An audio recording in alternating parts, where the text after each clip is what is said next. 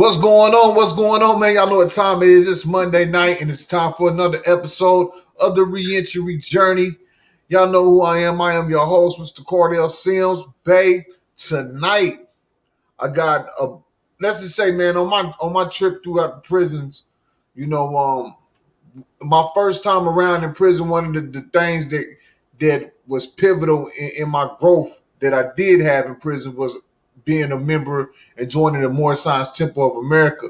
You know, proclaiming my nationality and divine creed.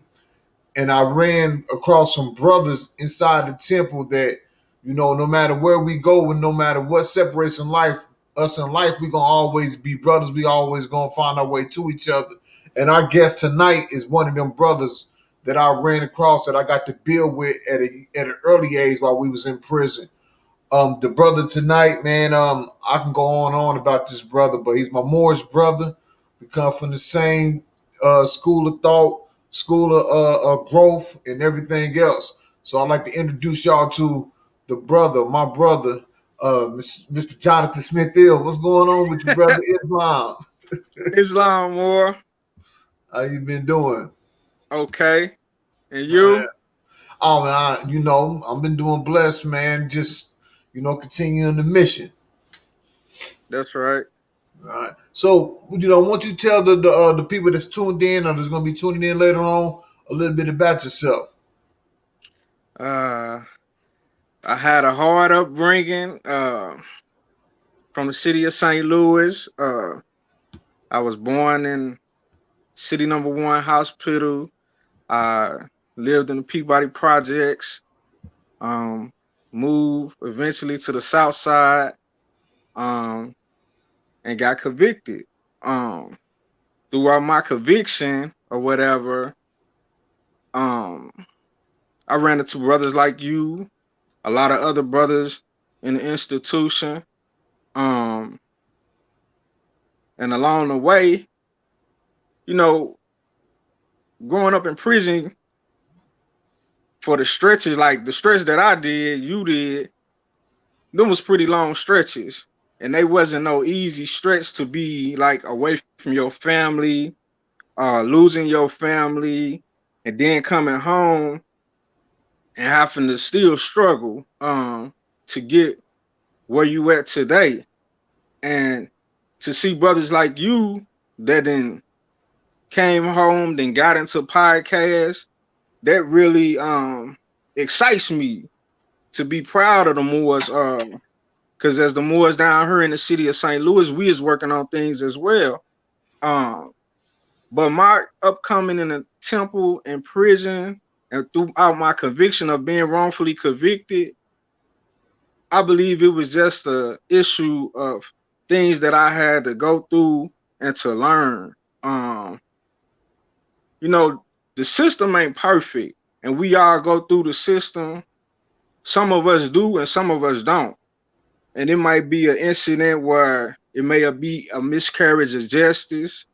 The courts may not have a ruling or did things correctly and have made errors and refused to correct them. So, so me being placed there was a lesson that I had to learn. A lot of the things that I went through in life was lessons that I had to learn. The bad things that I went through in life was lessons that I had to learn. Um, and so, like when I came home, I had ran into a sister, and come to find out that I had more charges, and I was like, "Dang, where did these charges come from?" You know, and it was like I would say like 140, 54 or 40 or 53 some cases. And then while challenging my case, the courts had gave me a case. And I was like, where's these cases coming from? And I was like, wow, I never thought that I didn't even know at the time, not about the 154, 153 cases. I knew about the one case that the courts gave me. But when I told them, they didn't even want to correct it. So when I found out about the other cases, I was like, man, this is just way too much.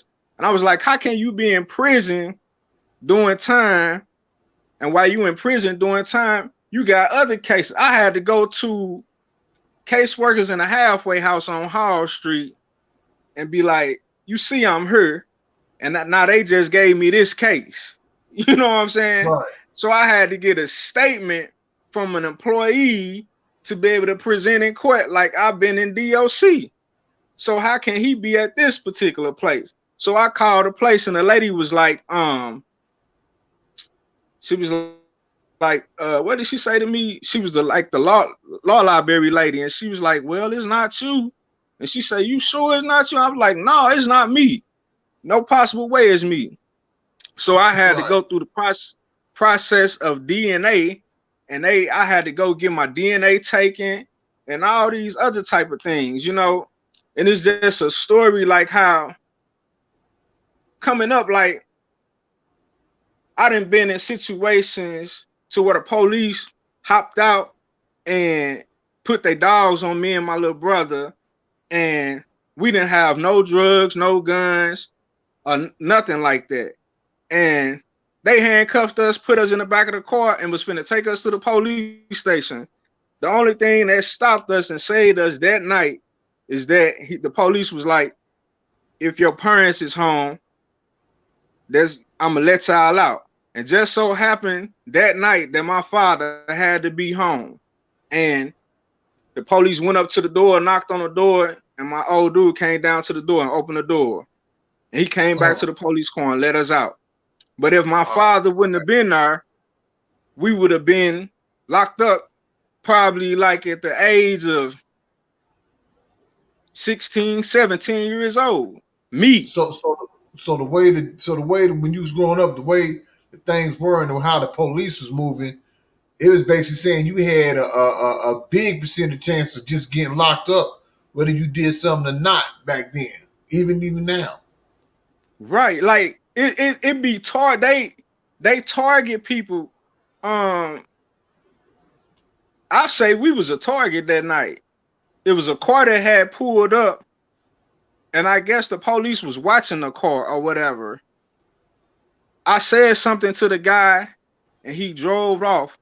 And me and my little brother, we sat on the front porch of a four-family flat, and it was I believe it was some known people that was on drugs that lived there. One of the ladies, she knew me, and uh, just so happened we got locked up.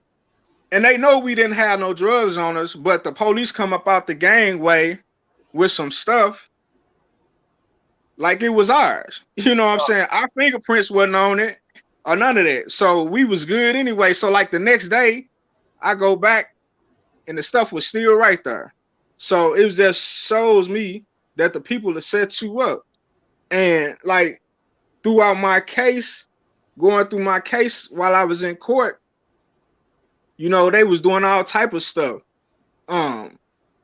Having rulings on my case that was not within the jurisdiction that they were supposed to be in. And these are things like a lot of things are what you call miscarriage of justice. Like how you could be in a system and they do something to you and it's not correct, or it's not the correct procedure that they supposed to go about handling a situation in the courts. So it's called a miscarriage of justice. The mistaken identity I was talking about, like they mistake me for a whole bunch of other cases that I wasn't even good for. So what was that? So how was you feeling right then? You know what I'm saying? Like you already wrongfully convicted. You trying to fight this, but now that you on your way out almost, and now it's like they just like now you got cases coming out of nowhere, 150 something of them coming out of nowhere. Like man, what was that? What was that feeling like? Like how was you feeling when them cases was coming like that? I was like, wow, like one of the cases a rape case. Other cases was like transporting hazardous material. Other cases like traffic tickets. So what I had to do, I had to call like the certain police departments in the area and speak to the people at the police department. And the lady was like, one lady answered the phone. She was like, "Well, don't worry about it, because Don't in worry our about it. system," she said, "in our system, it don't show that you was ever hurt." But I'm like, these cases and at these particular times, I was in prison. So how is it me? And so the lady was like, "Well, from what I could see, you're not even in our system." This is what she told me. So I'm like, "Well, how in the heck did my name come up on this?" You know what I'm saying? Right. So I was thinking to myself, I'm like, wow, like, cause the lady showed me and I didn't even know. And so she had got to just driving me about it because she lived with me at that particular time. Uh-huh. And so I was like, man, it ain't me. I was already in prison. So it made me start calling around to the police departments. And just so happened I had already took my DNA. So I was like, I didn't really have nothing else to really lean on but that. But But that right. huh? I said, but that right. Yeah. So when when those issues had transpired, I was like, man, it's just more battles that like you try to fight one battle and then another battle come for you try to fight that again. I'm like, oh man, so like 154, that was just way too many. But that was including the charges that I had been locked up before previously. You know what I'm Mm. saying? And while I was fighting those charges, it was like they introduced more charges to me. So when they don't like to me, because I always seemed like I was a target in prison because I was challenging the system. Right. And so I Yeah, stayed yeah. in, I stayed Yeah, in you locked up stayed in yeah. in a hole Right. more than Yeah. anything. And so like, You get the paperwork on them.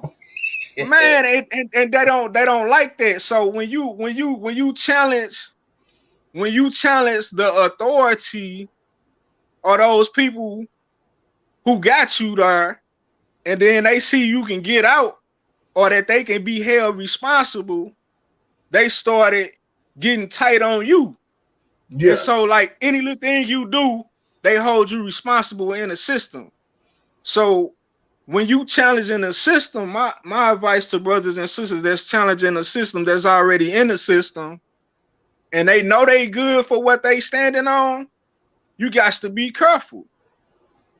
Because like we done been in systems where people done got hurt. You know what I'm saying? And Mm-hmm. like I was in Potosi, and it was my first time ever seeing a person getting stabbed. The man stabbed the man, and I had to go in the cell, and the more had to pull me in the cell so that I didn't get stabbed. And when I left Potosi, it felt like the world lifted up off my shoulders. Right. So I was like, man, I I didn't get into no drama in prison. So I tried my best So, to stay so out when the you talk drama. about Potosi, for those that's tuning in and will tune in that don't know what you mean or don't know the where Potosi, how Potosi was, could explain to them just about how bad Potosi was. Like you mean, like we know, is this for those that's tuning in? Potosi was a place where they executed people. While I was there, I believe one or two people got executed while I was there, and it's like we used to go to the kitchen to eat because they got a small kitchen, and like the days that or before they had the execution, I think you get like a day or two out in population, and the Asiatics sit with the Asiatics, and the Europeans sit with the Europeans. Just so happened before this execution was fin to kick off, we was gonna go into lockdown. Um, I didn't know a European was finna get executed. I sat on the opposite side of the cafeteria with the Europeans, and the brother told me, he said, "Hey man, uh, they finna kill a European. You ain't supposed to sit over there with them for they can it was more of a respect thing for them Right. about their people. So I was sitting over there, and so I got up when the brother told me and went and sat back on the other side. But it just showed me at that particular time how in those conditions people still don't have compassion, even when you finna get ready to lose a life. How they Right. still was segregated in a cafeteria when it was about to be an execution. And those things that, like I was telling a brother, that those things are not good in the United Nations. To kill a person just because you have caught a case and the people want to try you and kill you. So it's like they killing two birds with one stone. Right. And that's how I viewed it. And that's how I view it right now. And that's what's going on. Like, so I don't know if that's still going on in Potosi today, but it was going on when I was there. And it's just sad. So we need to try to do our best to try to stop that recidivism rate to where we could stop younger brothers and younger sisters into going into the system so that they don't have to go through those things. Because when I was in Bonter, I think a younger child killed himself because Mm. he couldn't cope with the mentality of getting ready to come out of the juvenile system, because they institution was on the ground uh with the men, and it Yeah. might not have been by time Bowling Green, Bowling Bowling Green. Green. Yeah. Bowling Green. So things like that, um, it could really hurt a family because your child can go to prison, and then next thing you know, you might be getting the news that your baby ain't coming home. Right. Exactly. And that's what a lot of young people fail to realize. Like, just because you go to prison, it ain't guaranteed that you're gonna come up out of there. That's true. That's really true. A lot of brothers don't make it out, and probably some women don't make it out. Yeah. And the juveniles, you can really see what it is. Like, that's why I could believe what the Prophet Noble Drew Ali said, you know, in raising your children, you got to watch the bent of their inclination. Because if you don't, the evil habits will gain strength with their years. And they will continue to repeat a pattern until they break that cycle.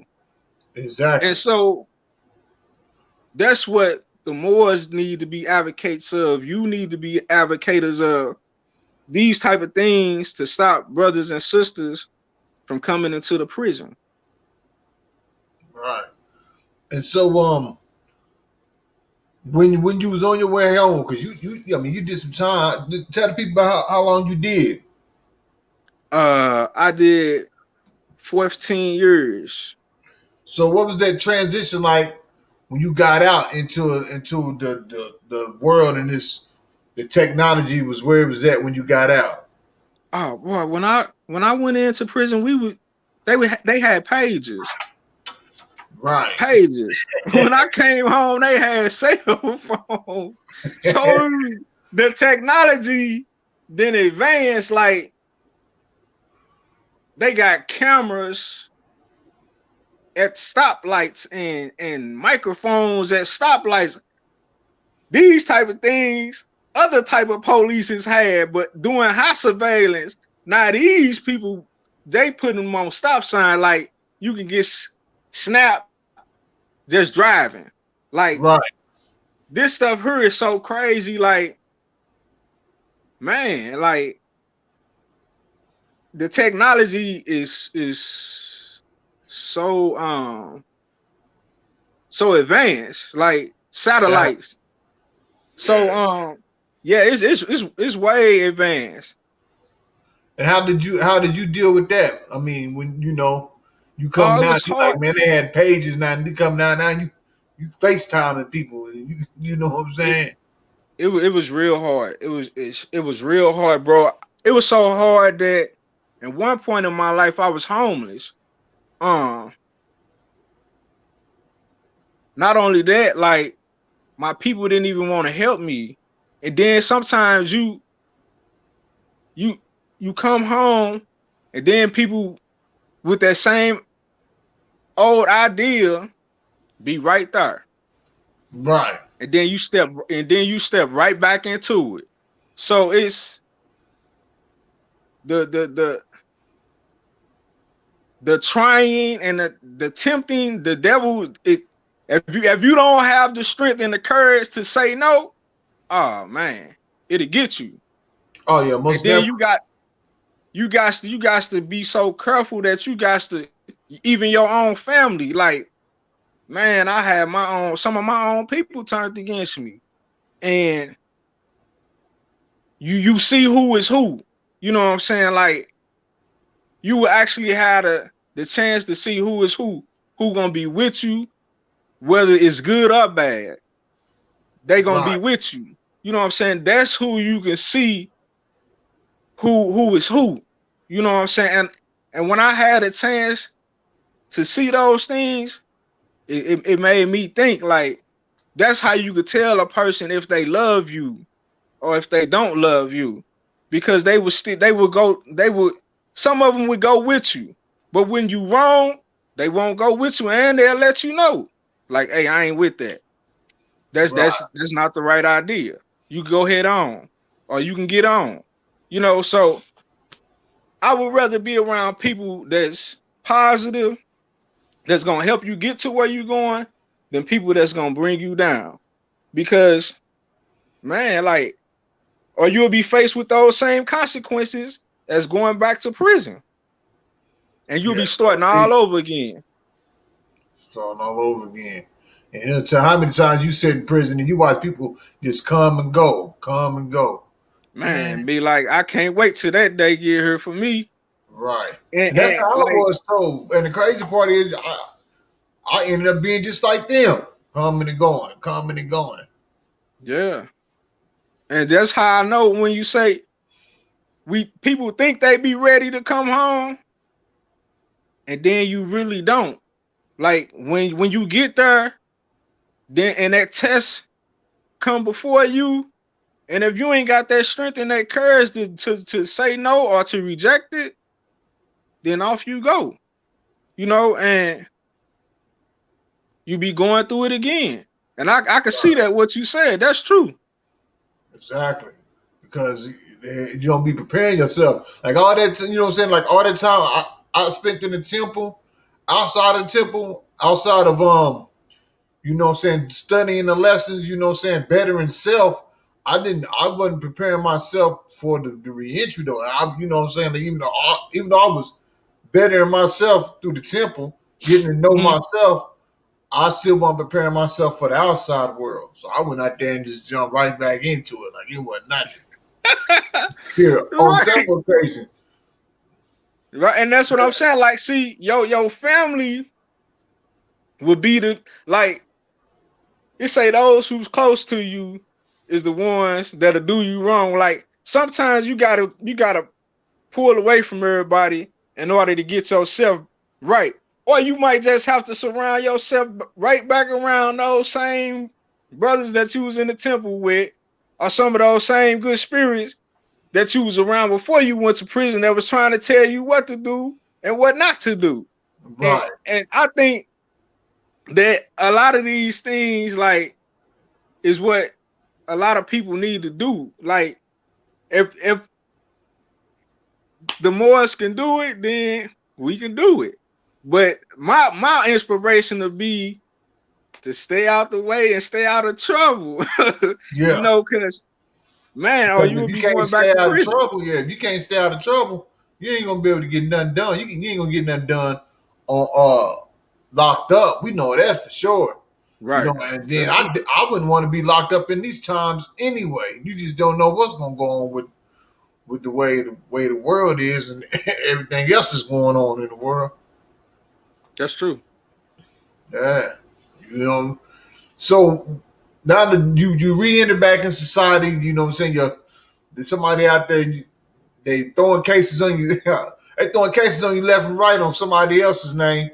You know, Man. but you was homeless, but you continue to keep striving and you continue to keep moving.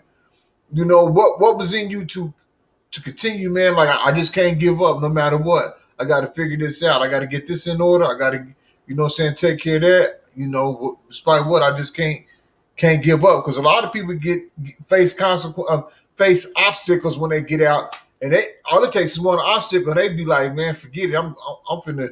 I ain't gonna be broke. I'm finna go do something. Yeah.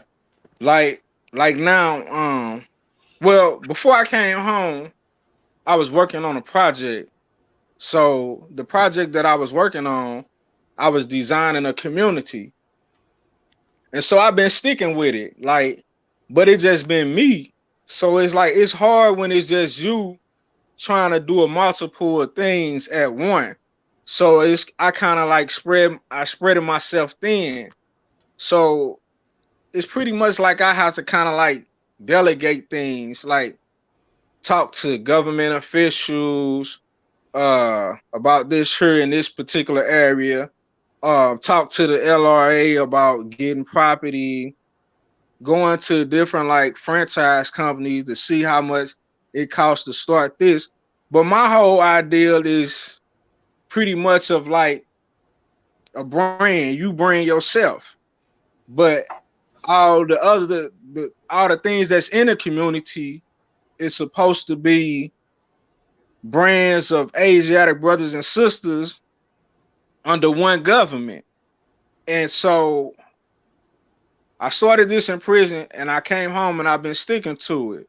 And it's just like we taking a trip up here to Kansas, Bonner Spring, Kansas, Missouri, I believe it is, to see how the Moors is up there and see what type of development we can do. And so I've been speaking to like contractors and things like that. And like brothers been coming to the temple. I get a chance to meet them, but I don't know all of them. I just see them for a few seconds and then they be gone. You don't never really see them no more, except the ones that come on a regular basis, like Right. uh, some of the brothers that we've been demoing out the temple with, and that's pretty much it. Uh-uh. Okay. So how how is it important to have that spiritual foundation, that divine creed, you know, them lessons? How is it important to have that embedded in you as you getting out, ready to face a world full of, you know, lower self, world full of I mean, man, I mean, I'm for like for real. Like when you really think about it and you dwell on and you look around, when you conscious enough, you look around and you be like, man, this is you can really understand the illusions that the prophet was talking about. And Right. I think if I wasn't, I think I this especially this time around, I think if I really wasn't as grounded into, you know, what I'm saying what my foundation is, man, I Uh-huh. probably have been back. I probably have been back again. Wow. Yeah. Well, you don't most definitely want to do that, and you gotta keep your like. One thing I notice is that if you out, stay out because like that time you go back in, you can't never regain that time back, Mm-mm. and it's like dead time. Like I went in, you come back, and stuff don't be the same, you know. Right. So it's like you stand a chance of losing things, and then like I say earlier, you get a chance to see who is who. So um, I'm like I just basically try to stick to doing the positive that I supposed to do and surrounded like I'm over here at the temple helping them when I can, demoing the building out, taking stuff, cutting the grass. We gonna pull up some concrete and lay some new concrete down. In the building that I'm in now, I was doing the maintenance work here. I was cutting other people's grass on the side. So, and I was working on top of that. And Right. like it's now like I'm just hoping that this year that the Moors can see some progress in development. I really want to see some of these things coming to fruition, in which some of them have already came into fruition. It's just that I want to see it all as one Right. whole body. And so I just try to stay out the way and do the part that I'm supposed to do, and don't get in trouble, so I won't be faced with those consequences in the system again. Right. So if you had one word that would describe this journey that you've been on, through prison, after prison, what would that word be? Trial and error. Mm. Trial and error. We go through a lot of trial and error. And I believe we just have to keep our best foot forward so that we don't lose track. Like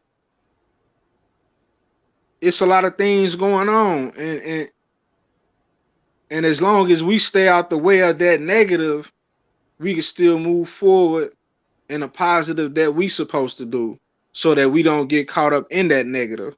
And like I said again, I believe it would be trial and error. Okay. So if somebody was getting out right now, somebody just got out today, they see you, they ask you, they say, what do I need to do to stay free? They just walked up to you.